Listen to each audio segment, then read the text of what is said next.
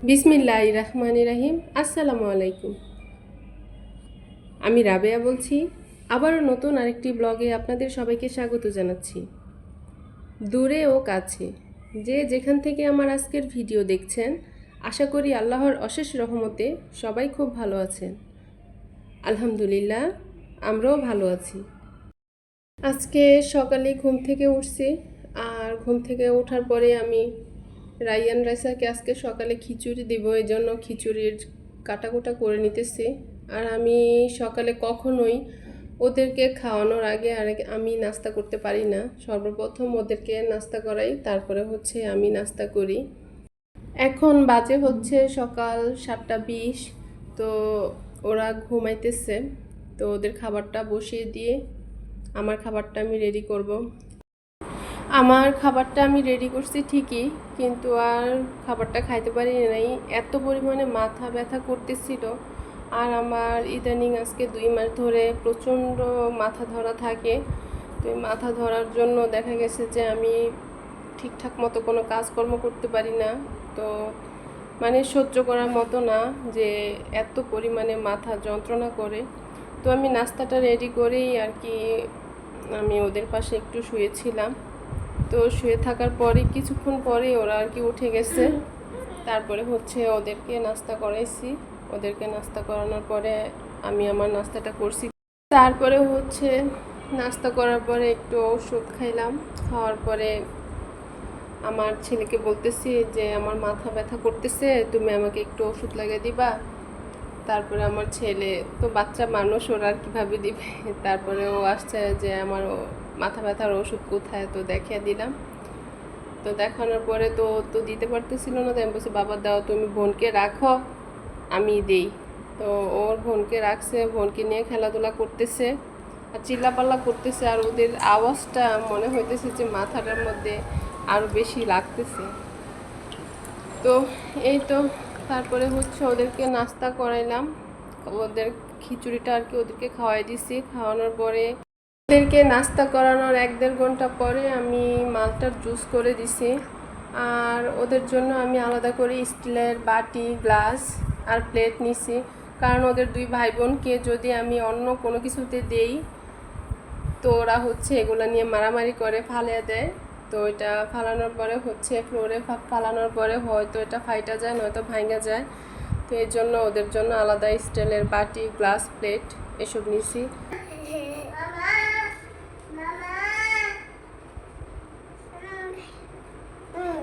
বাবা কই বাবা?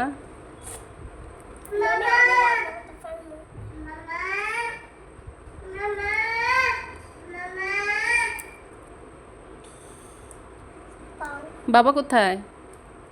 বাবাকে ডাকো যাও। বাবা কোথায়? বাবা বাবা মামা, বাবাকে ডাকো। মামা, মামা, মামা। তো মামা তোমার কথা শুনে? আমার মেয়ে খুব তার মামার ভক্ত। সে সারাক্ষণই মামা মামা মামা ডাকতে থাকে। আর যদিও বলি নানাকে ডাকো, বাবাকে ডাকো, না, যখন মামার ডাক শুরু করছে তখন মামাকেই ডাকবে, আর যখন বাবার ডাক শুরু করছে তখন বাবাকেই ডাকবে। এ তার অবস্থা। তো বাড়ি থেকে আসার সময় মা নদী থেকে আর কি কিছু পাঁচমিশালি মাছ আনছিল, তো ওইখান থেকে আমাকে কিছু দিয়ে দিছে। তো মাছগুলো আর কি কাইটা দিছে। চিংড়ি মাছ মার সময় ছিল না, এর জন্য এভাবে আস্ত দিয়ে দিছে। তো সাথে মিষ্টি কুমড়ো দিয়ে দিছিল মার গাছে। তো এই জন্য এগুলা বাছতে বসছি। আর এগুলা বাছতে বাছতেই আমার দিনের অর্ধেকটা সময় নষ্ট হয়ে গেছে। আর আমার সাথে তো আমাকে বিরক্ত করার জন্য তো 2 জন আছেই। তো এই তো ওদেরকে নিয়েই এগুলো আর কি বাজগুজ করলাম, নয়তো আর করতে পারবো না। যদি ওদেরকে ঘুম পাড়ে এগুলা করতে যাই তাহলে আরও লেট হয়ে যাবে। এর জন্য ওরাও সাথে ছিল, ওরা বসেছিল আর আমি এগুলা রেডি করলাম। আর আমার ছেলে বলতেছে যে ওকে চিংড়ি মাছ ভাজি করে দেওয়ার জন্য। আমি এগুলো ছোটো ছোটো, এগুলো কী খাবা? তো বলতেছে এগুলোই দেওয়ার জন্য। তো ওকে আগে ও 2 ভাই বোনকে আর কি আগে ভাজি করে ওই যে ওদের স্টিলের যে প্লেট আছে ওইটাতে করে দিয়ে দিছি। ওরা 2 ভাই বোন খাচ্ছে। আর আমি এখানে মিষ্টি কুমড়া এগুলা কেটে কুটে রেডি করে নিচ্ছি। এখন আর কি তরকারিটা বসে দিব।